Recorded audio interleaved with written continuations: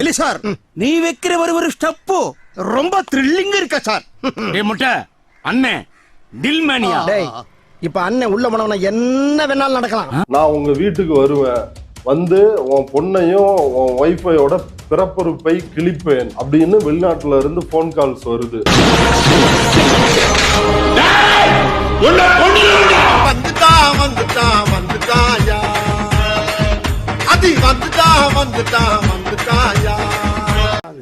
நான் திரும்ப திரும்ப சொல்றேங்க இல்ல, நான் முதலமைச்சரா அதிகாரத்துக்கு வரணுங்கிறது எங்க அக்கா தங்கச்சி தாலி இருக்கிறத பாக்கல, தாலி அறுக்கிறவன் தலையை அறுக்கிறதுக்கு தான் நான் வர்றேன்.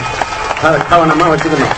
தொடர்ந்து போன் கால்ஸ் வர வர மன உளைச்சல் தாங்க முடியாம இவர் தற்கொலைக்கு முயற்சி பண்றாரு. இந்த ஆபாச வார்த்தைகளை கேட்க முடியாம அவங்க மனைவி தீ குளிச்சு இறந்துடுறாங்க.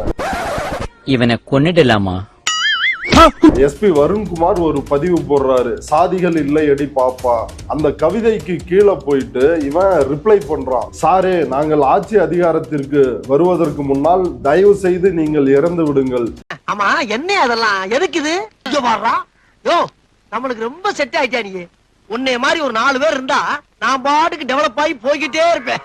எங்க அண்ணா சொன்னாலும் நாங்க கேட்க மாட்டோம், இவங்க அண்ணன் பெரிய வெண்ண, எங்க அண்ணா சொன்னாலும் நாங்க கேட்க மாட்டோம், நீங்கள் தவறினாலும் உங்கள் சந்ததிகளை நாங்கள் விடமாட்டோம், உலகத்தில் எந்த மூலையில் இருந்தாலும் அவர்களை வாழ விட மாட்டோம் அப்படின்னு சொல்லிட்டு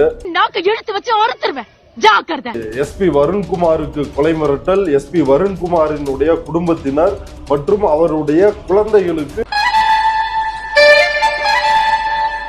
மாதம் 1000 ரூபாய் கொடுத்தால் படிக்க முடியுமா? மானங்கட்ட தேவடியா மவனே, முடிஞ்சா என் மேல கேஸ் போடு, இதை உன் புருஷன் சுடலையிடம் சொல்லு. இதெல்லாம் சிஎம் பத்தி அவங்க போட்ட பதிவு. திருச்சி எஸ்பி வருண்குமார் கொடுத்த புகாரின் அடிப்படையில் எஃப்ஐஆரில் 22 பேரினுடைய பெயர்கள் இடம்பெற்றுள்ளது. அதில் சாட்டை துரைமுருகன், இடுமாவனம் கார்த்தி, ஹுமாயூன், நாம் தமிழர் கட்சியின் தலைமை ஒருங்கிணைப்பாளர் சீமான் உள்ளிட்ட 22 பேர்.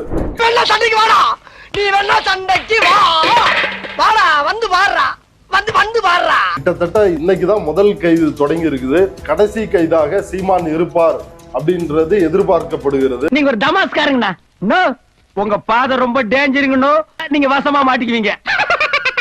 நாம் தமிழர் கட்சியை இனி கூண்டோட ஜெயில தான் நடத்த வேண்டிய சூழல் இருக்குது. இப்படி ஜெயிலுக்கு போக போகிறோம், நம்மை போலீஸ் கைது செய்ய போகிறது அப்படின்னு தெரிந்த உடனே நாம் தமிழர் கட்சி தம்பிகள் எல்லோரும் மன்னிப்பு கடிதத்தோடு தயாராக இருக்கிறார்கள். எப்படி சொல்லு? சிங்கம்ல சிங்கம்ல சிங்கம்ல. அந்த சீமான் இப்ப வெளியே வந்து சொல்லுங்களேன், என் தம்பி கண்ணன் பேசுனதுல என்ன தப்பு, என் தம்பி பேசுனது சரி, நானும் அதை மேடையில பேச போறேன், பேசி பாரு. பேசினார்தான் முட்டிக்கு முட்டி தட்டி முட்டியில் இருக்கிற பால்ஸ வெளியே எடுத்துருவாங்க. வில்லங்கத்தை விலை கொடுத்து வாங்கி டெக்கரேட் பண்ணி கூட்டி வந்திருக்காங்களே, எவ்வளவு இடைஞ்சல் பண்றாங்க. ஸ்டாலின் மணியை தாங்கி பிடிப்பதில் பெரிய கெட்டிக்காரனா இருக்கானே, இவனையெல்லாம் தமிழ்நாட்டின் முதலமைச்சரா எப்படா தேர்ந்தெடுத்தீங்க, நல்ல தருதலையா இருக்கானே. அப்புறம் சீமானை விமர்சித்து யாராவது பதிவு போனா ஆவு என்றால் சீமானின் வாழைப்பழத்தை பிடித்து தொங்க ஆரம்பித்து விடுகிறார்கள்.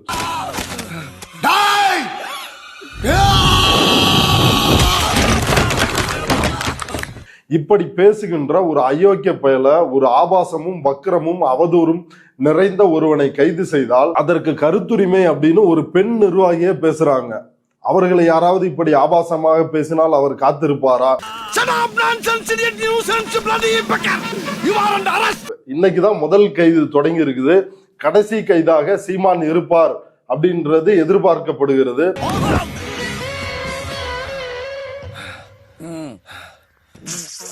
நாம் தமிழர் கட்சியை இனி கூண்டோட ஜெயில தான் நடத்த வேண்டிய சூழல் இருக்குது. இப்படி ஜெயிலுக்கு போக போகிறோம், நம்மை போலீஸ் கைது செய்ய போகிறது அப்படின்னு தெரிந்த உடனே நாம் தமிழர் கட்சி தம்பிகள் சாட்டை துரைமுருகன், இடுமாவனம் கார்த்தி உள்ளிட்டு சீமான் வரை எல்லோரும் மன்னிப்பு கடிதத்தோடு தயாராக இருக்கிறார்கள். சீமான் இப்ப வெளியே வந்து சொல்லுங்களேன், என் தம்பி கண்ணன் பேசுனதுல என்ன தப்பு, சாரே நாங்க ஆட்சிக்கு வர்றதுக்குள்ள நீங்கள் இறந்து விடுங்கள், எங்க அண்ணன் சொன்னா கூட கேட்க மாட்டோம், உங்களை மட்டும் இல்ல உங்க குடும்பத்தையே நாங்க அழிப்போம், உலகத்தின் எந்த மூலையில் இருந்தாலும் கொல்லுவோம் அப்படின்னு என் தம்பி பேசுனது சரி, நானும் அதை மேடையில பேச போறேன். அப்படியா? ஆமா, அது எதிர்க்கட்சிகளோட சதி. அது சொல்லுவாங்க, சொல்ல சொல்லி இருக்கோம். என் தம்பி எல்லா கேமராவும் ஓடிக்கிட்டு இருக்கு. ஆமா, எல்லாம் தான் ஓடுது. பேசி பாரு, பேசினாரா முட்டிக்கு முட்டி தட்டி முட்டியில் இருக்கிற பால்ஸ வெளியே எடுத்துருவாங்க. இன்றைக்கு சீமானின் தம்பி கண்ணன் கைது செய்யப்பட்டுள்ளார். அடுத்து மற்ற தம்பிமார்கள் கைது செய்யப்படுவார்கள். இறுதியாக மூத்த அண்ணன் சீமான் கைது செய்யப்படுவார். நமக்கு எதிரி இருக்கக்கூடாது. இருந்தான்னா அவன் எதிர்க்க கூடாது, எதிர்த்துட்டான்னா அவனுக்கு எதிர்காலமே இருக்கக்கூடாது. நாம் தமிழர் கட்சி எப்படி இயங்கும், அதனுடைய இணையதள பிரிவு ஐடி விங் வந்து எப்படி செயல்படும் அப்படின்றத ஒரு உதாரணத்தோட விளக்க போறேன். ஆமா, எல்லாம் தான் ஓடுது. இப்படி கட்சிக்காக உழைத்து கட்சிக்கு நிதி கொடுத்து ஒவ்வொரு கூட்டத்திற்கும் ஒவ்வொரு ஆர்ப்பாட்டத்திற்கும் கொடுத்து அவர் நகைக்கடையை மூடிட்டாரு. நீ ரொம்ப ஓவரா போறடா. எனக்கு வந்து உள்நாட்டுல இருந்து வெளிநாட்டுல இருந்து கால்ஸ் வந்துட்டே இருக்குது. சாட்டை துரைமுருகனை வந்து நீ பணம் கேட்பியா, அது கேட்பியா, அவருடைய நற்பெயருக்கு வந்து களங்கம் விளைவிப்பியா அப்படின்னு இதெல்லாம் நாகரிகமா சொல்ற பச்சை பச்சையா கேட்டிருக்கானுங்க. அப்புறம் முச்சந்தில் நின்று கத்திட்டு சாகிறது கடை கட்சி ஆரம்பிச்சேன் நான். ஒரு கேள்வியை உன்னிடத்துல வைக்கிறத பாரு. நான் உங்க வீட்டுக்கு வருவேன், வந்து உன் பொண்ணையும் உன் ஒய்ஃபையோட பிறப்புறுப்பை கிழிப்பேன் அப்படின்னு வெளிநாட்டுல இருந்து போன் கால்ஸ் வருது.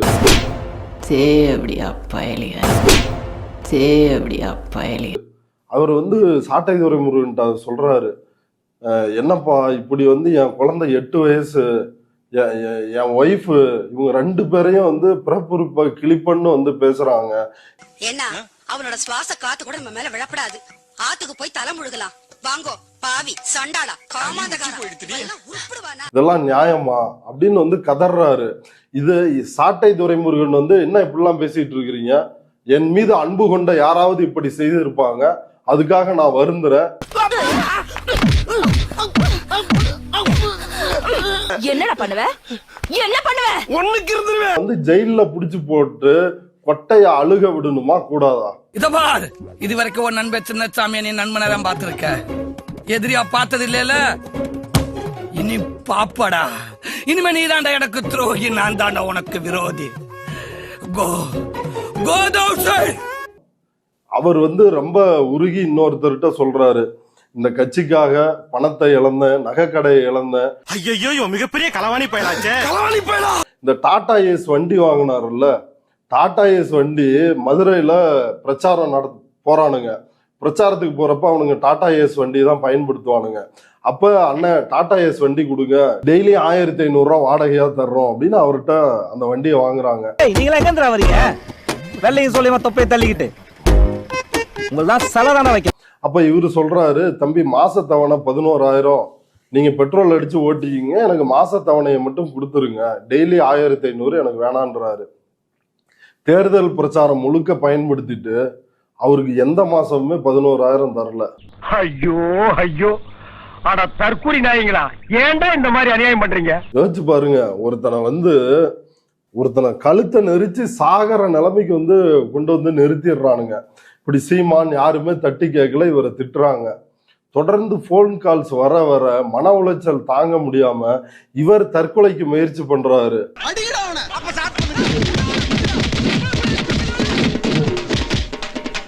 இந்த ஆபாச வார்த்தைகளை கேட்க முடியாம அவங்க மனைவி தீக்குளிச்சிடுறாங்க, தீக்குளிச்சு இறந்துடுறாங்க. பிள்ளைகளை தொட்டால் கொன்னுடு வாங்குற பயம் வர்ற வரைக்கும் இது சரி வராது. பாலியல் இச்சையோடு என் பெண் பிள்ளைகளை நீ நினைப்பதும் தொடுவதும் நடந்தால் நீ உயிரோட இருக்க மாட்டாய். இன்னும் எனக்கு இழக்கிறதுக்கு ஒன்றும் இல்ல. அண்ட் சீமான கைது உறுதியா நாங்க பண்ண வைப்போம். நீ எங்க ஆத்தால போய் எங்க அக்காங்களுக்கு எல்லாம் பொம்பளை பிள்ளைகளை அனுப்பி பார்த்து பத்திரமா போயிட்டு வாப்பா, பத்திரமா போயிட்டு வாடா அப்படின்னு பயந்துகிட்டு எங்க பிள்ளை எங்க மூக்க மறைச்சு துப்பட்டா போட்டு போதுல, அதே மாதிரி ஆம்பளை பிள்ளை நடக்கிற மாதிரி பண்ணி வீட்டுல அம்மா அப்பா பிள்ளைகளை போட்டு கவனமா போயிட்டு வராசா, அந்த பிள்ளைகளை வச்சு பத்திராதாப்பா, அப்பா நல்லா இருப்பாதாப்பா, அந்த பிள்ளை பிடிக்கலன்னு வந்திருப்பா, அசிட்டு அடிச்சிட்டு செத்துறாதப்பா, கொண்டுருவாப்பா, அவன் கொண்டே வருவாப்பா. பிள்ளைகளை தொட்டால் கொன்னுடு வாங்குற பயம் வர. என்ன விளையாடிட்டு இருக்கடா தேவடியா மகனே. 2 குழந்தைகளோட நடுத்தெருவுல வந்து அவருடைய வாழ்க்கை இன்னைக்கு வந்துருச்சு. அந்த ஆடியோ இருக்குது, கண்டிப்பா நம்ம நேயர்களுக்காக அதை வந்து போட்டு காட்டணும். இனிமேல எங்களால பொறுத்துக்கிட்டு இருக்க முடியாது. யாரும் உணர்ச்சி வசப்படாதீங்க. மாணிக்கம் விடுங்க, பிரச்சனையை விடுங்க. நான் உங்ககிட்ட பேசல, யார் உங்க என்ன நான் யார்ட்டையும் கொடுக்கல. என் மேல அன்பு கொண்டவங்க 1000 பேர் இருப்பாங்க கட்சியில. ஏன் இப்படி பண்றீங்கன்னு உங்களை கேட்பாங்க, நீங்க அதுக்கு பதில் சொல்லும்போது உங்க திட்டிருப்பாங்க. எல்லாம் மீறி வழி அனுப்பிச்சாச்சுண்ணே. இது மாதிரி வெட்டி போட்டுருந்தா கூட சரி பைத்திய பேச மாட்டேன். இப்ப நான் ஊர்ல இருந்தேன்னா உங்க வீட்டுல வந்து கொண்டாடுல பிள்ளை வரையும் பரப்புறுப்பு கிழிச்சிருவேங்க. நானே 8 வயசு பிள்ளைய பேசுறேன், இவனும் தமிழன், என் பிள்ளை மேடை ஏறி என் தாய் தமிழ் உறவுகளேன்னு சொல்லி பேசுது. என்ன அர்த்தம் இருக்கு? அது சொல்றேன், நீ இத்தனை பேர்த்த கூட்டிட்டு பேசுறடா, நீ ஆம்பளதான், நீ உள்ளுதானே இருக்க, சொல்லு நான் வர்றேன், என்ன மீறி என் வீட்டுல வந்து நீங்க சொல்லி நான் பேசுறேன். அது சொல்றேன், என் மேல அன்பு கொண்டு 1000 பேர் இருப்பாங்க, அவங்க பேசுங்க நான் பொறுப்பா முடியுமா? 140 நாடுகள் அத்தனை நாடுகள் வெளிநாடு கட்சி அமைப்பு வச்சிருக்கேன், கட்சியா வச்சிருக்காங்க, ரவுடி பேர் வச்சிருக்காங்க. எவ்வளவு பேசுறேன், கண்டமானே பேசுறேன். இது எப்படி நடக்குது அப்படின்னா, குரூப்பா வாட்ஸ்அப் குரூப்பில் ஒருத்தருடைய ஐடியோ ஒருத்தருடைய போன் நம்பரோ பகிரப்பட்டு ஒரு ஆர்கனைஸ்டு கிரைமா இது நடக்குது. அது ரொம்ப நுட்பமாக புரிந்து கொள்ள வேண்டிய ஒரு விஷயம். வேண்டாம், 1/4 நூற்றாண்டுக்கு அப்புறம் உன் வாழ்க்கையில ஒரு சந்தோஷம் கிடைச்சிருக்குதுன்னு அகம்பாவத்துல ஆணவத்துல தலகால் தெரியாம ஆடாத.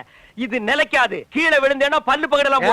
ஹூண்டாய் கிரேட்டா காரையும் 1,60,60,000 ரூபாய் மதிப்புள்ள புல்லட்டையும், ராயல் என்ஃபீல்டு புல்லட்டையும் வாங்குறான். இன்னைக்கு அன்னைக்கே அந்த நிலைமை அப்படின்னா இன்னைக்கு அவனோட ரேஞ்சை யோசிச்சு பாருங்க. Give respect, take respect. Okay? உனக்குலாம் எதுக்குடா ரெஸ்பெக்ட்? பொறம்போக்கு. You mean wasteland? Innova Crysta, Anna நகர்ல ஆபீஸ், திருச்சியில சொந்த வீடு, இப்படி அவன் பயங்கரமா செட்டில் ஆயிட்டான். இப்ப அவனோட சொந்த ஊரான தென்காசிலையும் வீடு கட்டிட்டு இருக்கானா பாத்துக்குங்க. எந்த அளவுக்கு இப்படி ஊர் தாலியை அறுத்து அவன் வளர்ந்துருக்கான்னு.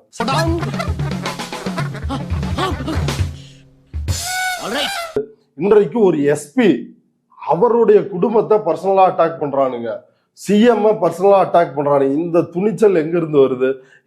இதுக்கு பேரு தான் மாற்று அரசியலா? இதுதான் மாற்றத்திற்கான எளிய மக்களின் புரட்சியா? இப்ப இவர்களை வேரோடு அழிக்க வேண்டும், இவர்களை கூண்டோடு அழிக்க வேண்டும். ஆஹா, சூனா போனா ஒவ்வொருத்தர் இருக்க வேகத்தை பார்த்தோம்னா அவன் அருமை வறுமைக்கு ஆபத்து வந்துடும் போல் இருக்கடா. ரொம்ப கவனமா டீல் பண்ணி ஆட்டத்தை கலைச்சிடுறாசா.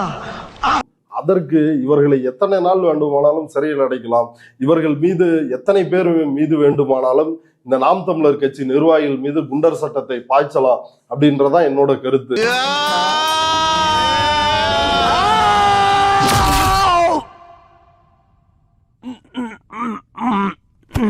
இந்த வீடியோ உங்களுக்கு பிடிச்சிருந்தா கண்டிப்பா லைக் பண்ண மறக்காதீங்க. அப்படியே உங்க நண்பர்களுக்கும் ஷேர் பண்ணுங்க. நீங்க பண்ற ஒவ்வொரு லைக்கும் தான் இந்த வீடியோவை மற்ற நண்பர்களுக்கும் கொண்டு போய் சேர்க்கும். மறக்காம சப்ஸ்கிரைப் பண்ணுங்க. உங்க கருத்துக்களையும் கமெண்ட் பாக்ஸ்ல பதிவு பண்ணுங்க.